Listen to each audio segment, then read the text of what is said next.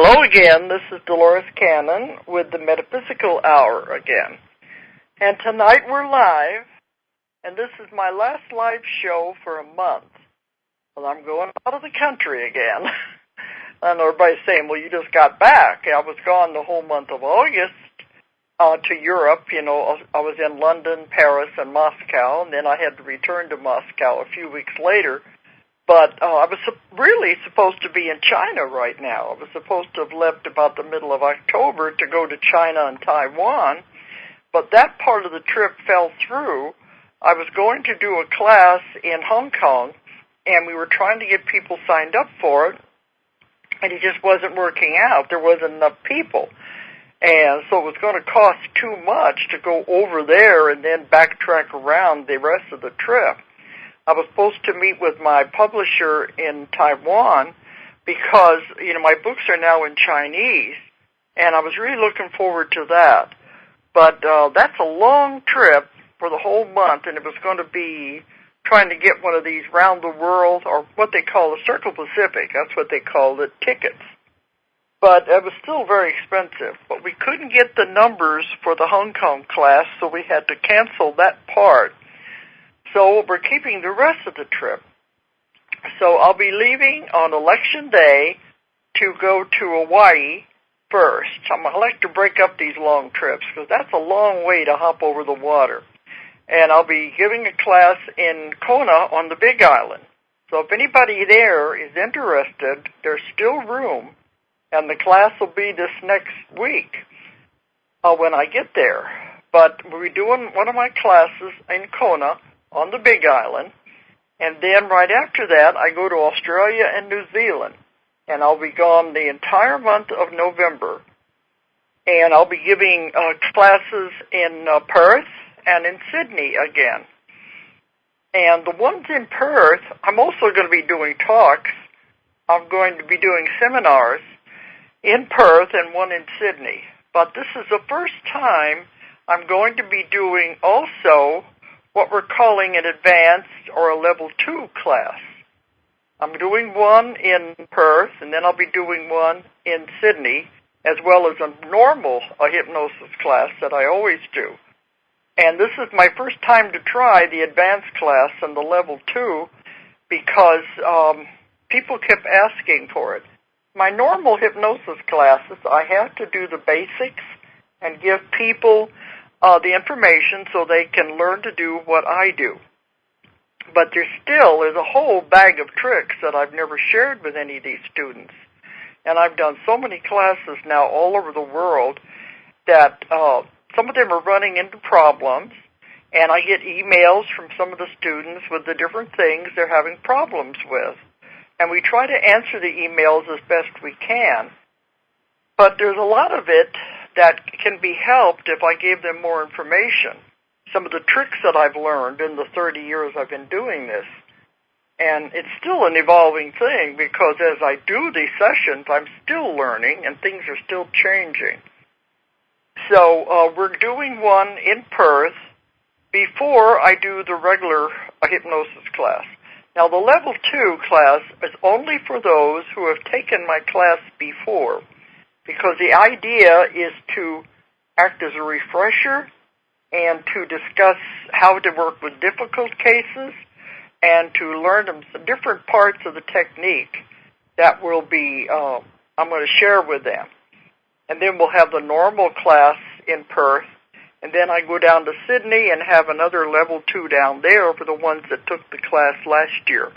And we had some students that came from Hong Kong, Singapore, and Malaysia, so I'm hoping maybe they'll come down to learn some more of the techniques.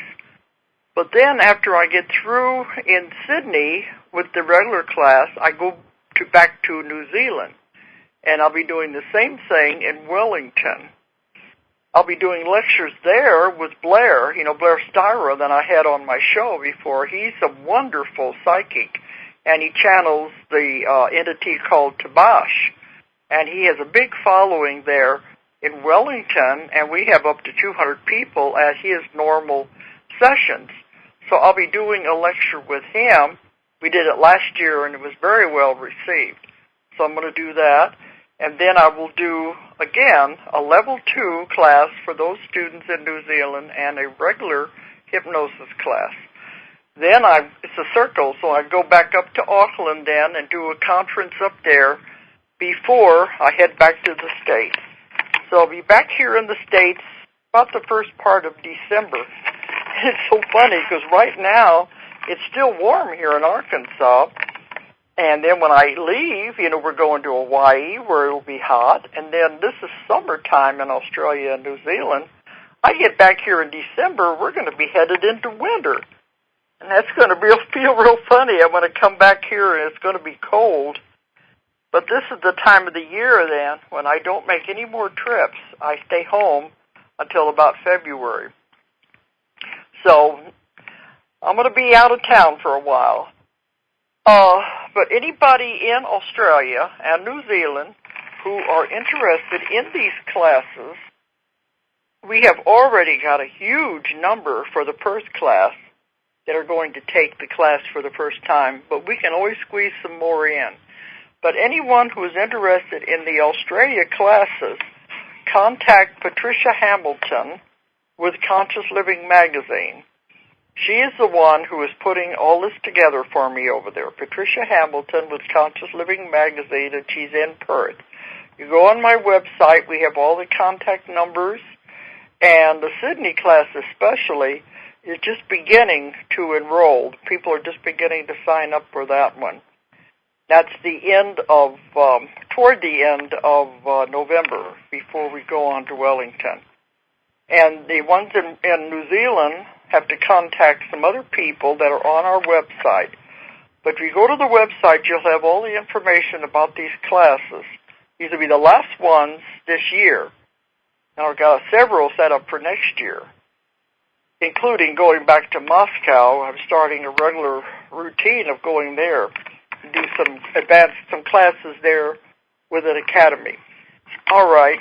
So anyway, if you're interested in the classes, check out my website, and the name of my company is Ozark Mountain Publishing. So it's abbreviated on our website, www.ozarkmt.com, or if you're overseas, it's ozarkmt.com, and you can find out all about where I'm going to be, where the talks are going to be, and everything. And I always have a big following, and I get a big crowd, and I really love that, to interact with all you people out there. Okay, before I get into the talk tonight, let me give out the toll-free number in case anyone wants to call in.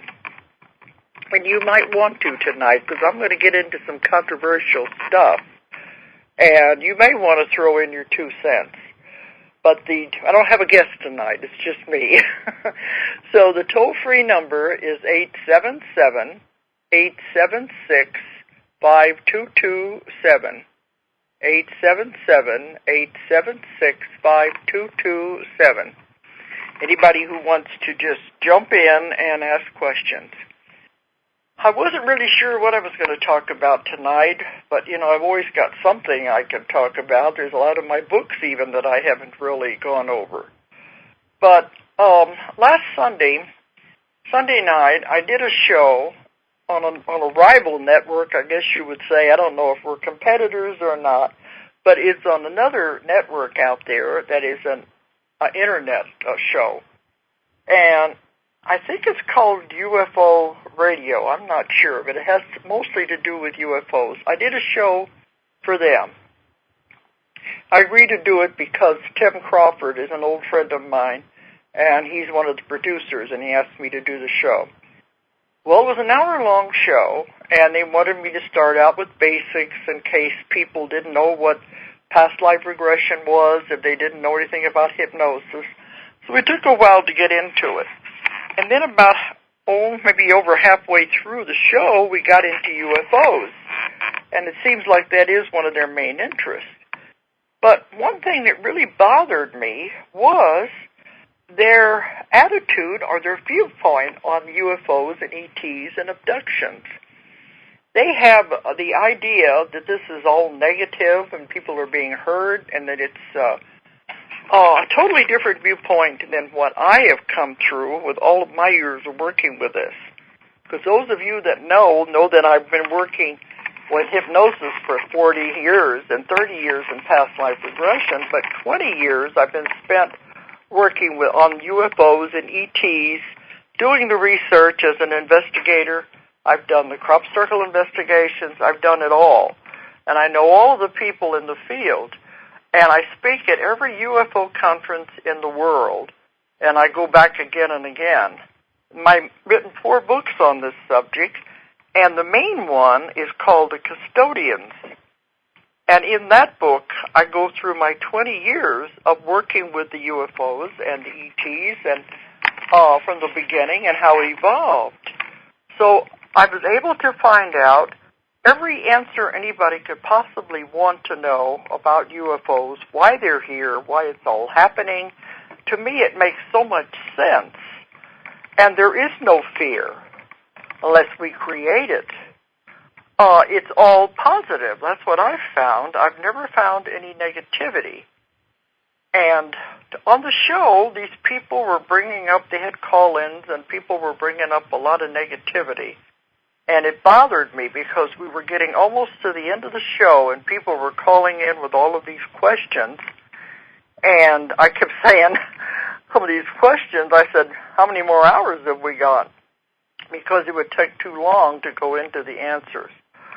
But I don't like it when people are getting, to me, this is misinformation, that they're being led to think all of this is negative. And I know the names of Bud Hopkins and David Jacobs was mentioned on the show. Now, I know Bud, he's a good friend of mine. David Jacob, I've never had any contact with him, but I do know of his work. Now, first of all, I respect everybody's work out there. I know all the people that are on the lecture circuit. I respect their work. It's their work. I would never try to discredit. I would never try to argue with them or to go against it because that's their work. That's all their effort has gone into writing their books, and they believe in what they're doing. It's just that they are aimed more toward negativity, and I have not found it. This is one of the things I wanted to make clear.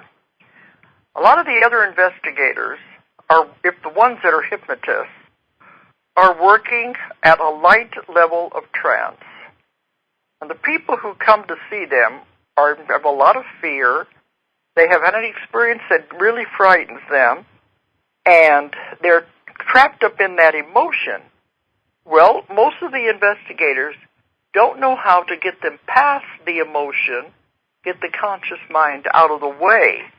So they are caught in that emotion, and that's what they carry into the session. And, of course, there's fear. But in my technique that I've developed, and the one that I teach, the main idea is to get the conscious mind totally out of the picture so it can't interfere, it can't argue, it can't convince the person another way. You get the conscious mind out of the picture and go directly to the subconscious mind, what I call the subconscious, and you get the truth because the conscious mind isn't in there with its distortions. Now, when I've been doing this, when I say they, the ones who I work with, the ones who come through the people I work with, I don't channel. These are all people, my clients, and the same information comes through them time and time again. And when I was working with the ETs and UFOs, the ETs were coming through the people because I was able to get the conscious mind interference out of the way. Now, these are the people that are coming through these people, not the client themselves. When I say they, I'm referring to, in this case, the ETs. In the other work, it was the subconscious, but the ETs come through and they've been giving me the answers to any information I wanted to know. And in the beginning, it was quite startling, but then I got used to it, and I get used to talking to them, and I trusted them because they said I was going to be like their PR person to help get the truth out to the world. and that was what they wanted me to know. They said that the ideal situation should be that the person never remember anything about the experience. There are, I don't know how many, thousands and thousands of people all over the world who have been having contact and having experiences. This has been going on since the beginning of the world. They've always been here. That's why I called my title of my book, The Custodians. They're here to take care of us. And in my other book, Keepers of the Garden, we are the garden, and they've been taking care of us since the beginning of time.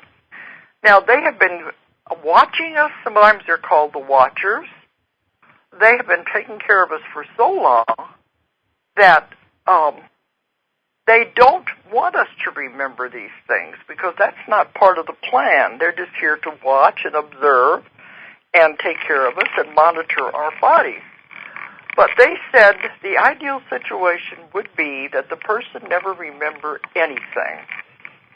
But they don't have any control over that anymore because they said it's the pollutants in the air, our additives in our food, if the person is on drugs of any kind, prescription drugs or other kinds of recreational drugs, or if they're on alcohol, all of these things distort the chemistry of the brain.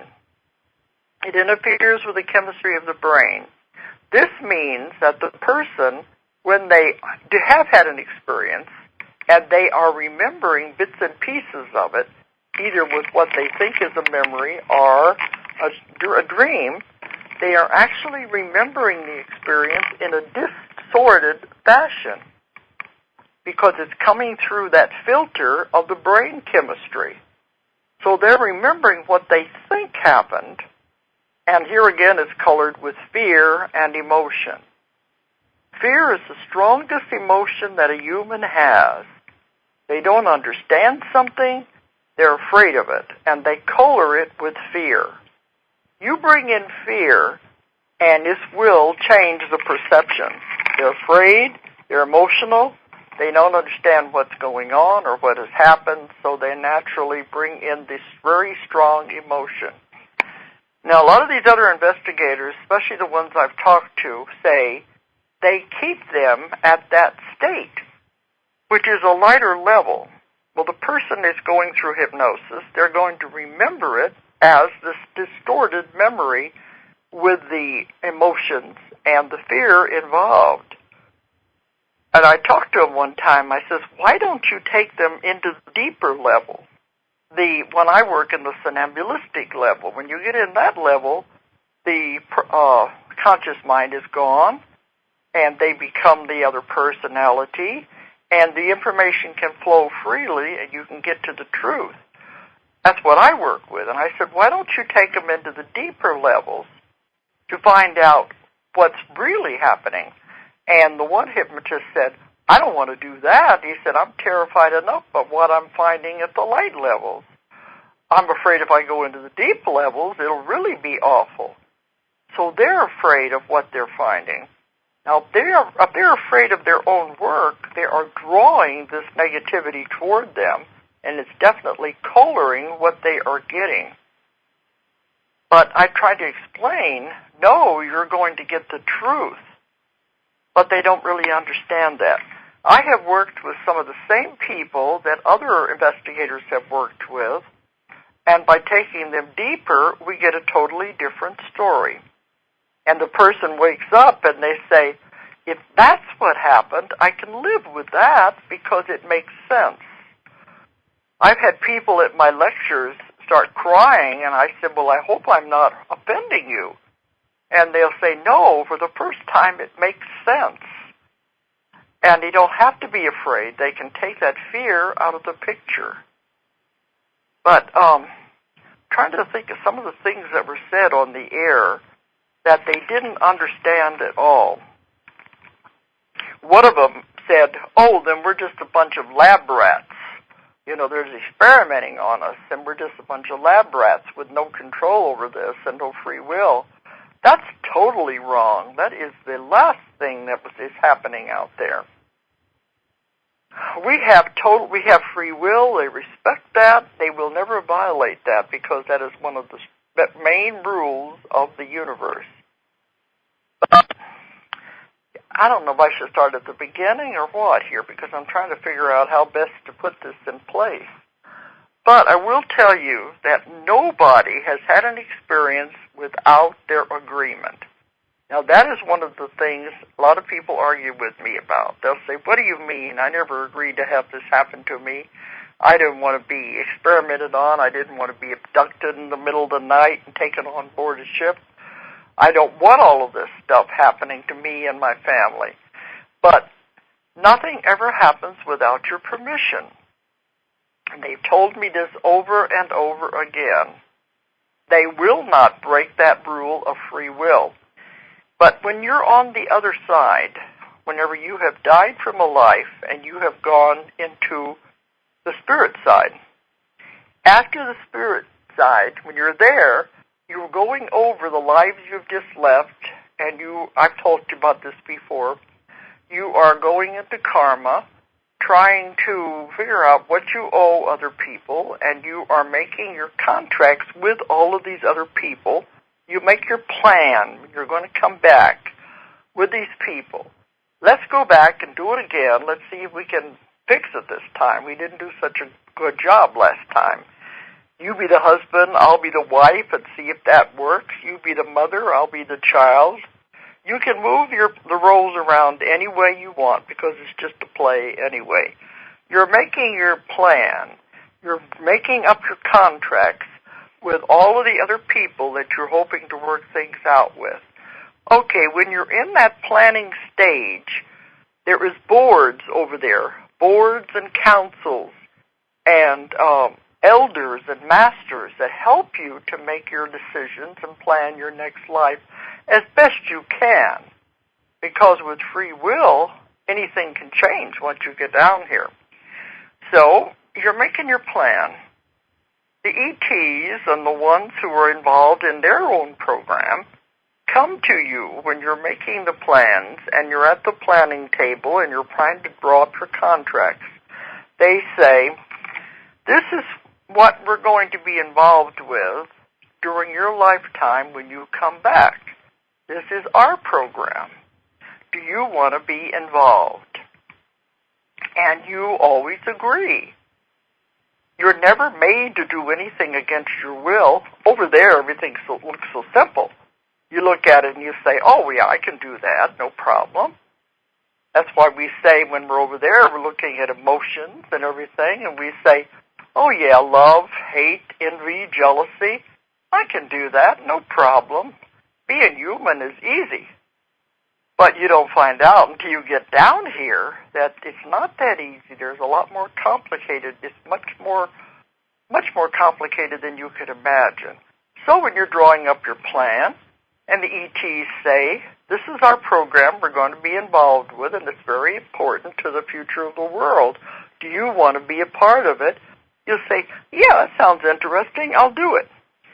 But then you get down here and you're in the middle of it and you say, wait a minute, I didn't plan this.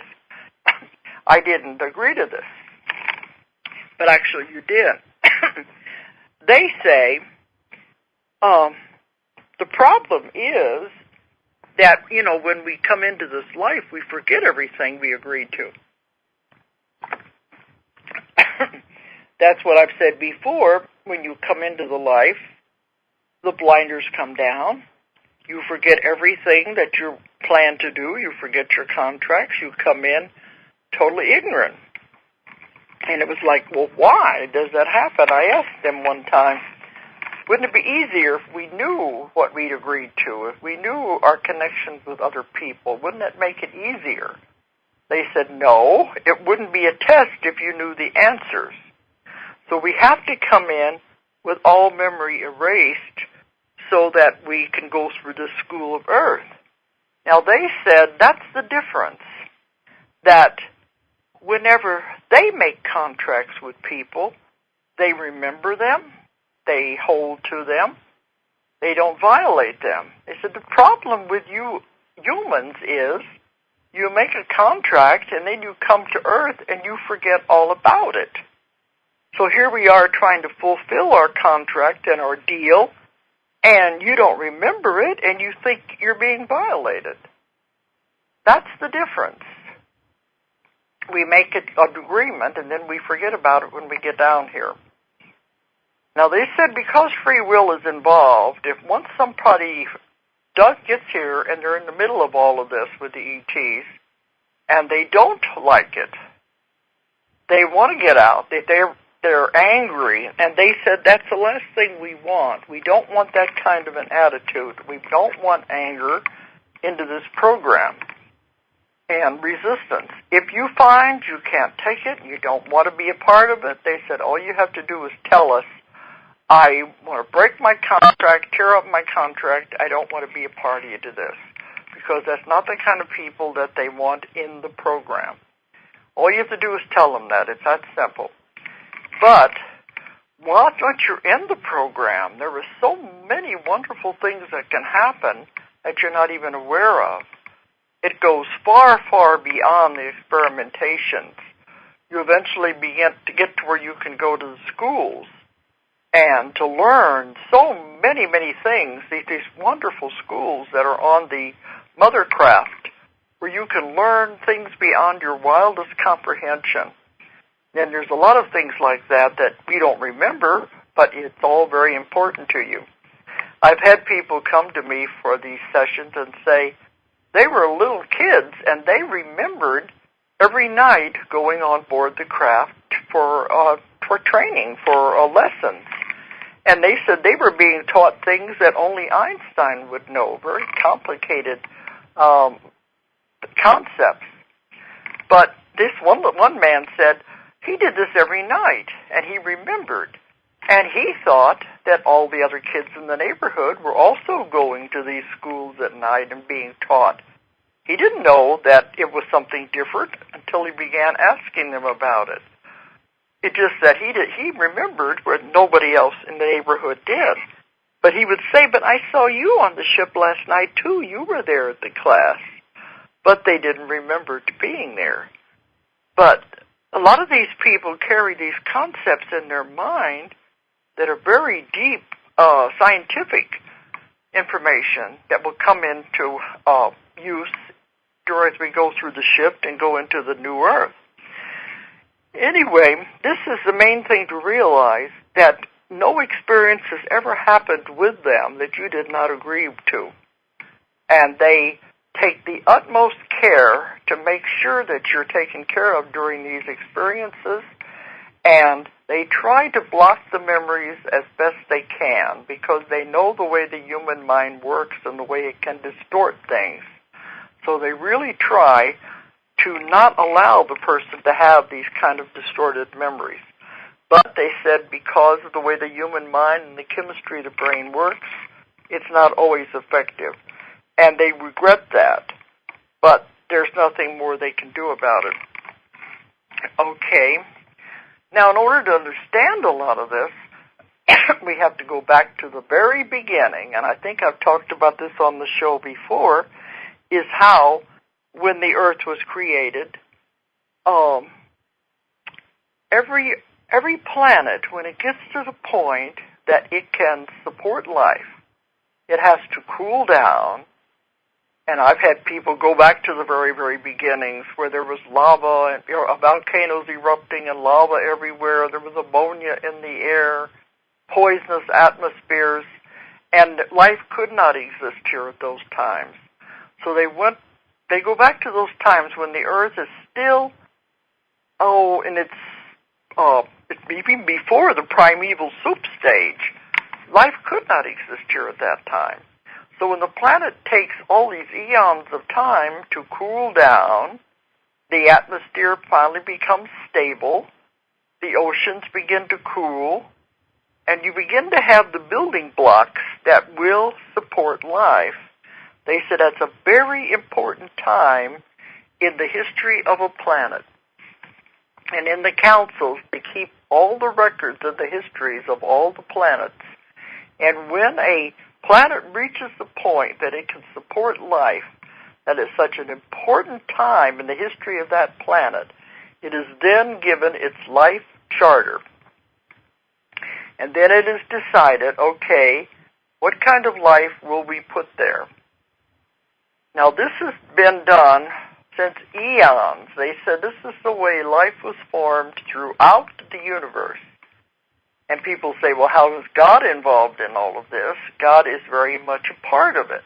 They call him the source. He is the one that gives them instructions and tells them what they are to do, where they are to go, and they spend their entire lives on these craft, going from planet to planet, seeding and taking care of the planets, of the different life forms as they develop. That's their responsibility. And they go from place to place, each different ships having their different parts in the whole plan. Now, they said the first thing they had to do was introduce cells, one-celled organisms. And these cells came from many, many different places throughout the universe. I asked them one time, where did it come from? Where did we begin from? Where did the first cells come from? They said it doesn't make any difference anyway because it's all a combination. DNA has been changed, manipulated around to see what will grow under the different conditions in each place they go to. And so they have to take these cells and get them ready to grow. And they don't care what it forms. The main thing is that one cell begins to divide and to produce into a multi-celled organism. They don't really care at that point what it is going to be, because if you can get it into a multi-celled organism, it will eventually develop into something. And they said you would be quite surprised as to what you could have looked like. It all depends on what is compatible with the conditions of the planet, of the place it's going to be. And they said, you have no idea how fragile life is. There are many times they have started life in different places, and it would begin to form multi-celled organisms, and they'd go back and check on it, and then it would fall apart again, and the planet would be lifeless again. So it's very important when they can get something to begin to grow out of the primeval soup. So eventually, as it went along, plants were formed, water, animals in the water were the first ones. I've written a lot about all these different parts. And eventually, you get to where you can have a mammal. And these things just begin to get to that point because you get to mammals before you can get to an intelligent being. And I've had many people go back to lifetimes when they were involved in this whole process, the entire process. I've had some of them, they said, were called the seeders. They were the ones who did the original seedings of the planet. There were other ones that were called the planters, who took care of the plants as they were growing and beginning to form and making sure everything was going to be the way it should be. You have to have a food source before you have animals and people. So all of this had to be carefully planned out and taken care of. They said in the beginning it was started by the ones they called the archaic ones, or the ancient ones. But they did it because that was how they began. So you can see it goes way, way back into eternity. It's been around for so long, this process of the way life is formed and the way it's taken care of.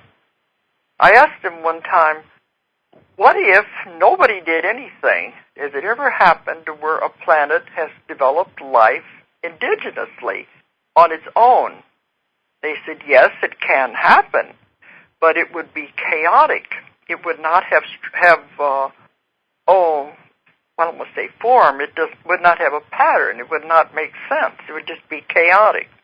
And in such a process like that, for it to develop into an animal like we are, who is intelligent and being able to build and do different things, they said it would have taken millions of years longer just by chance to ever get to this point if it were ever to happen, because it wouldn't be structured, it wouldn't be directed, it wouldn't be planned. And so it could happen, but he said this is not the way life works in the universe. It has to be directed. And the source is very much involved in the direction of how all of this takes. So anyway, eventually they get to the point where the human body, and the session I just did today, before I did the show, a man went back to where he was involved in the very beginning of all of this. And he was with a group of others that came to the planet. And he said, the planet has atmosphere, that's the first thing, and the waters are there, and plants are already beginning to form. He said, all of that has been done. He said, we could have been involved in that, but that is not our job. So they had reached the point where his job was to start the creating the shells, as he called them, that would eventually become human, so that the essence, or what we call a soul, could enter into the shell to habitate it and activate it. So his job was to help with the creation of the actual shells, as he said, that would become human beings. So it was amazing that all these people that I get are all continuing the same storyline, telling me the same things. There is no contradiction in any of this. But they've told me before that the first animal that they could get to manipulate the genes and the DNA to create humans was the monkeys, because they had to have something that had a large brain capacity and also something that had hands that you could use to manipulate the hands to make tools. This was very important, so it had to be a creature that could develop hands, that could make tools, and also have a brain that could be used. So all of this had to be taken into consideration, and they decided it would be the monkeys. Now, if you trace this back, the chimpanzees, the monkeys, are 98% compatible genetically with human beings. They're that close. They say you can donate blood to a chimpanzee and he will live. That's how closely we were related. A lot of people don't like to think that we are related to them, but that is how it all began. And it was all genetically manipulated. And the genes, they were brought from many, many other places, and it was all introduced and to create the human being. All the genetic manipulations, the helping with the DNA to create a human being. And in the beginning, they were animalistic, and they had to learn. And during all of that time, the ETs were coming back again and again and again. Besides the seeders and the planters, they were also the recorders, the ones who checked on the plants and things to see which plants are surviving and which plants aren't going to make it, which species are surviving and which species aren't going to make it. It's all a matter of record keeping. So I've had them go all the way through to where many of them were at the very beginning animal stages of animalistic stages, and then they got to where they were forming civilizations. Now, during all of this time, the ETs were coming back again and again to check on the people. When they reached the stage that they could develop further, then many of the ETs came and lived among the people to teach them things. They lived among them and taught them about agriculture, the main thing. They taught them about fire. You know, every civilization in the world has the legends of the culture bringers. Even the Indians are very much, they talk about their corn woman, the people who taught them how to plant, how to bring fire, how to do all the different steps to become a civilized group. Nobody ever just came out of the woods where they'd been hunting and eating raw meat and berries and things, and all of a sudden decide, I'm going to plant food and I'm going to build a house. It never just happened like that. They had to be shown step by step from a primitive to gradually get civilized. And every culture in the world has the legends of the culture bringers. And the culture bringer always came either from the sky or from across the waters. These are the ones who taught the people, stayed with them, and they lived as long as they wanted to live. So in a lot of the civilizations, this is where the legends of the gods and the goddesses came from, were these beings that stayed and helped them and educated them. And this has come down through time. Every time they needed something in their culture, an advancement, they would be given it to them. And there's a whole lot more to this. I'm not going to have time to go into it because I could lecture on this for hours. But if you read the books, The Custodians, and I go into it more in the Convoluted Universe series too, we talk a lot more about all these different steps and how it evolved. But they're still helping today. The thing is now, because we have so many people, they can't come and live among us the way they used to.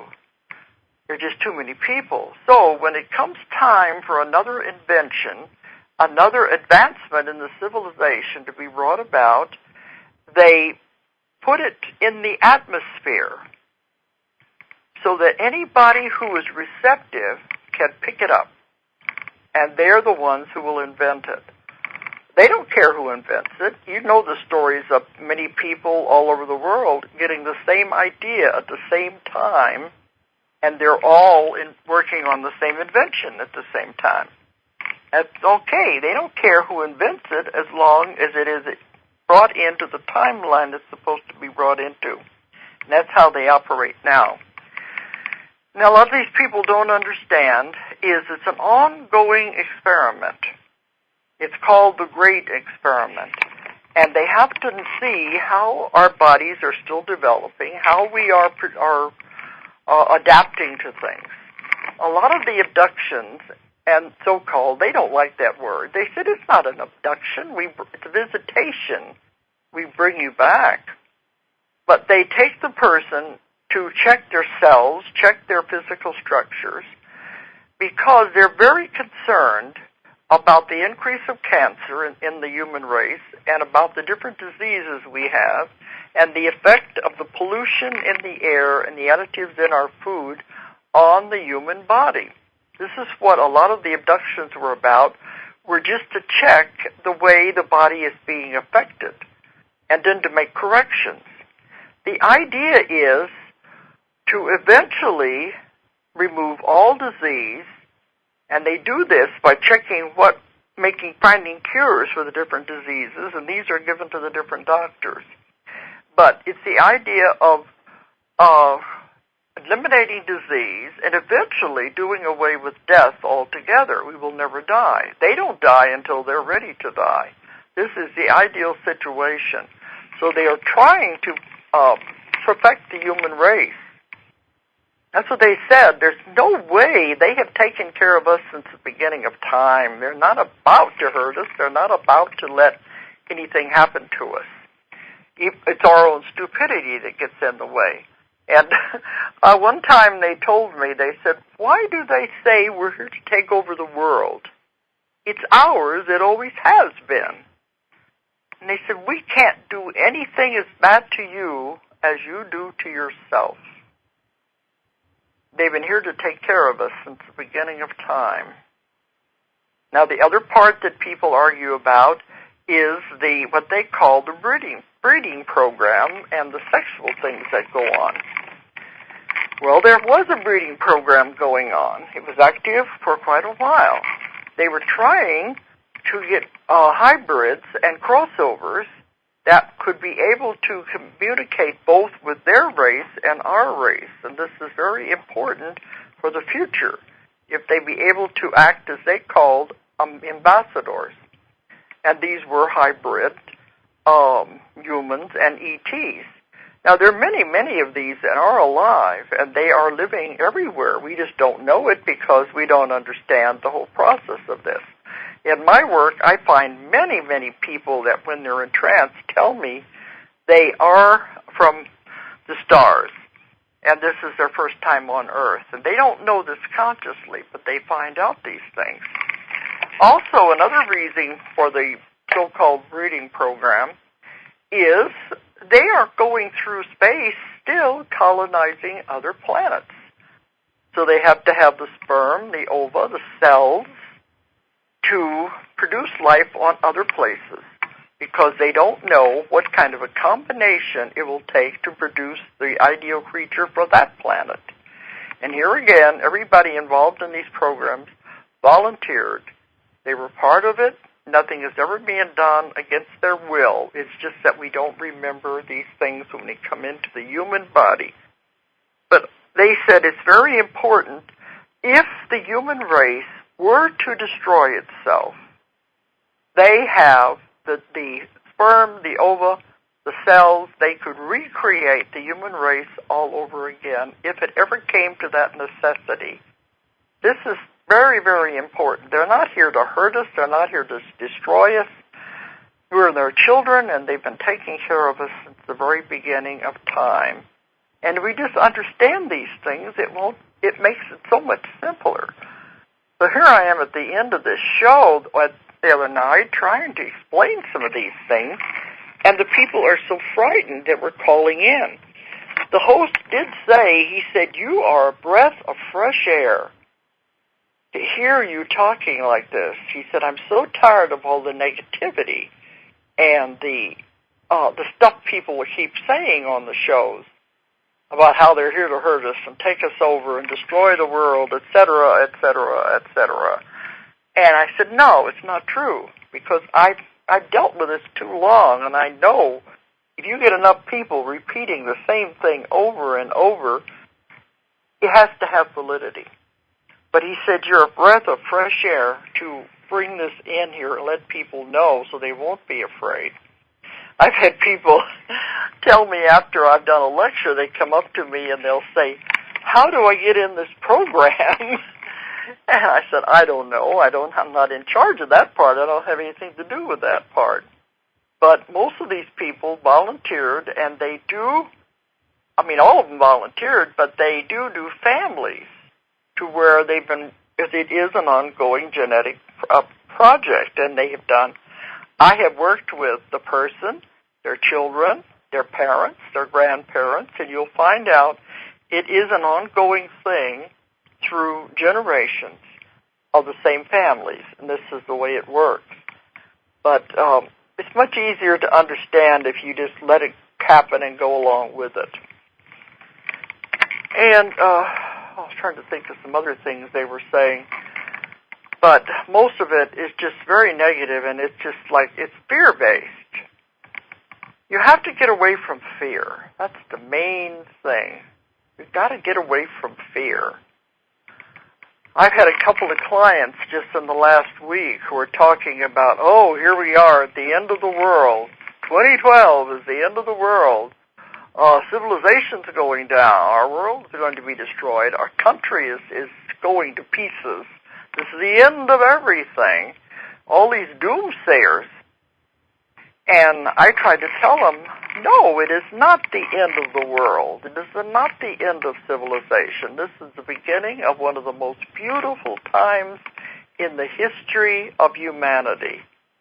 What we're going into now is going to be absolutely beautiful to go into the new earth. And why I'm looking forward to next week. I already voted. I'm going to be traveling on that day. I'm going to be on a plane going to Hawaii on election day. So I voted early to make sure I got my vote in there. I am fully confident, and I don't know how many other out there believe the way I do. I've spoke to other psychics. I've spoke to Gordon Michael Scallion. They are very confident that Obama will be the next president. And I get so many emails that are absolutely ridiculous. I try to answer as many of them as I can, and if I didn't get to answer yours out there, remember, I get thousands of emails, and they all wanted to know, oh, is Obama the Antichrist? Is he, he's here, he's an Arab, and he's here to destroy the country, and et cetera, et cetera. No, none of that is true, absolutely none of it. He is not that. He's a decent human being who is going to try to turn this country around. And that's why the information I have gotten from the psychics, from Gordon, from my work with Nostradamus, and the people that I work with under trance, are all saying this is the beginning of where we're going to turn the country around, and it's going to be positive, it's going to be beautiful. We're finally through all of this mess, and we're going to be turning the corner and going into a whole new world. It's going to be absolutely beautiful. It is not the end of the world. It is not the end of civilization. It is a beautiful beginning that is going to be quite remarkable, and you're going to be very, very proud as we go into this and see the changes that are going to happen in our world. It's absolutely wonderful. But the people I work with in my work always say, don't give in to fear. That's the problem. Fear is the strongest emotion a human has. It destroys. It's a destructive emotion. It eats away at people. Don't buy into fear. If you watch TV, if you watch the news, you watch the commercials, you read the newspapers, don't buy into the fear. They said that's one thing you have to get rid of is fear in your life. Take control of your life. If you watch the news, if you read the papers, if you hear all this negative stuff, stop and think, why are they saying these things? And start thinking for yourself. Looking at it and saying, I don't know if I believe this or not. Ask questions. Ask lots and lots of questions and make up your own mind. Don't give your power away to anybody. Think for yourself. That's the most important thing you have is your own mind, your own free will. Think for yourself. Make up your own mind. Find your own truth. Your truth may not be my truth. That doesn't matter. It's your truth. Don't believe everything I say. Don't believe everything everybody else says. Think for yourself. Ask lots and lots of questions. Then make up your mind. That's the most important thing you can do. Think for yourself and don't give your power away. And I know everything is going to be wonderful. But I felt I had to go on the air tonight to try to dispute some of these negative things people were saying on the air last Sunday. I was really surprised at people living that much in fear that they think all these things are happening, and it's not true. We are living in a beautiful time. We're taken care of. We are protected. And life is, well, we have free will. Life is going to be beautiful if you just think about it. You do create your own reality. You create the world you live in. Your mind is powerful. Use it to create a wonderful future for yourselves. Okay, we're coming now to the time that I have to sign off here. And I just want to remind everybody, if you're interested in the classes, if you're interested in the lectures, or you're interested in sessions, check out my website, www.ozarkmountain, OZARKMT.com, or OZARKMT.com, and find out all that you need to know. I'm going to be gone for a month. I'll be back on the air the first week in December. So everyone have a nice Halloween tonight and a nice Thanksgiving when I won't be back. And I'll see you in a month. Bye-bye, and thanks for listening. If you enjoyed the show, check out more of our other videos and be sure to subscribe and click the like button. Thank you for listening to the Metaphysical Hour with Dolores Cannon.